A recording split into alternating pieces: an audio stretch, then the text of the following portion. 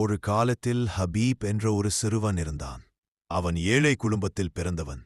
ஆனால் அவனிடம் இருந்தது ஒரு பெரிய செல்வம், நல்ல மனம். தினமும் பள்ளிக்கு செல்லும் வழியில் தெருவோரத்தில் தனியாக அமர்ந்து கொண்டிருந்த ஒரு முதியவரை ஹபீப் கவனிப்பான். யாரும் உதவாததால் அந்த முதியவரின் முகத்தில் எப்போதும் ஒரு துயரமே.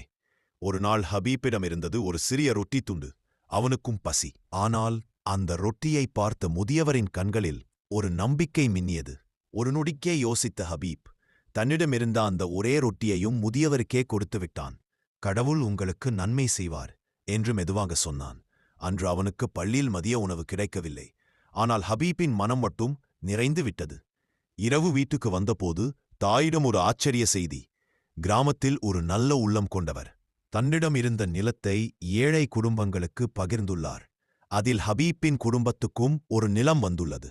அதைக் கேட்ட அவன் தாய் கண்களில் நீர் வழிய அழுதப்படு. ஹபீப், கடவுள் நம்முடைய நன்மையை ஒருபோதும் வீணாக்க மாட்டார்.